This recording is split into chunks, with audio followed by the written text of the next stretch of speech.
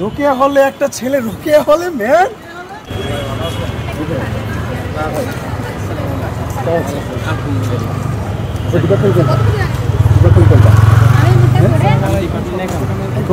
কোন সেশন?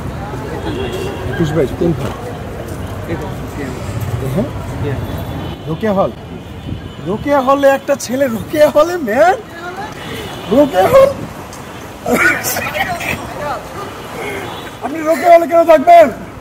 রোকেয়া হলে মেয়েরা থাকে। ঢাকা বিশ্ববিদ্যালয়ের আপুরা, আমি দুঃখ প্রকাশ করছি যে আমাদের এই ভাই কেন রোকেয়া হলে থাকে।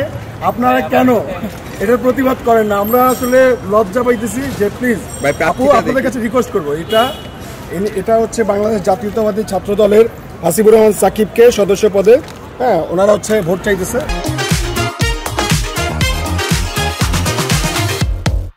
আপনার আসল ইনস্টিটিউট কোনটা?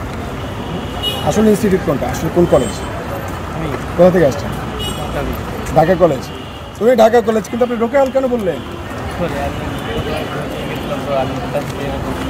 রোকেয়া হল তো মেয়েদের হল। রোকেয়া হলে থাকা যায় না, যাবে না, রোকেয়া হলে থাকা যাবে না। ঠিক আছে, আপনার নাম কি? মনিরুজ্জামান ভাই। এখানে আরেকজন ছিল, পালাইছে। ওই যে শোনেন, ওই যে দাঁড়িয়ে ঠিক আছে, ঠিক আছে, কথা শোনেন, কথা শোনেন, কথা শোনেন।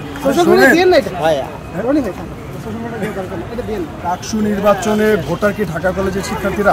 ঢাকা কলেজের শিক্ষার্থীরা ওকে, ঢাকা কলেজের শিক্ষার্থীদের প্রতি আমাদের সম্মান আছে, ভালোবাসা আছে, শ্রদ্ধা আছে, কিন্তু এটা তো একদম আচরণবিধি লঙ্ঘন না যে ঢাকা বিশ্ববিদ্যালয়ে ডাকসু নির্বাচনে কোনোভাবে বাইরের কেউ প্রচারণা করতে পারবে না। যদি এরকমটা হতো তাহলে তো আমরা হচ্ছে সোশ্যাল মিডিয়ার মাধ্যমে সবাইকে বলতাম যে ভাই দলমত নির্বিশেষে প্রত্যেকে আসেন বিশ্ববিদ্যালয়ের শিক্ষার্থীদের কাছে আমাদের প্রচারণা চালান। আমরা তো এটা করি নাই, কিন্তু যে ছাত্রদলের বাইরে যে কাজটা করতেছেন এটা কিন্তু অন্যায়, আচরণবিধি লঙ্ঘন। এর আগেও কয়েকজনকে দেখেছি, এইটা দেখলাম, আরও কয়েকজনকে দেখা যাচ্ছে।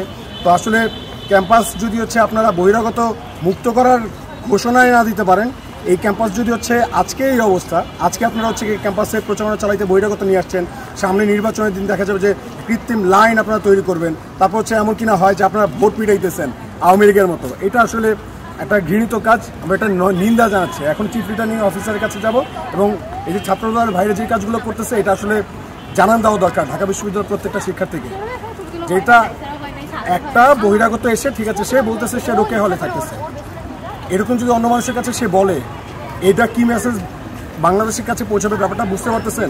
ঢাকা বিশ্ববিদ্যালয়ের শিক্ষার্থী হিসেবে আমরা এই ব্যাপারগুলো চাচ্ছি না। এটা আমাদের বোনেদেরকে অসম্মান করা হয় যে আপনারা যারা ছাত্রদলের বাইরে আছেন এই ব্যাপারটা একটু সতর্ক থেকে, আমাদের বোনদেরকে অসম্মান করার কোনো রকম অধিকার আপনাদের নাই।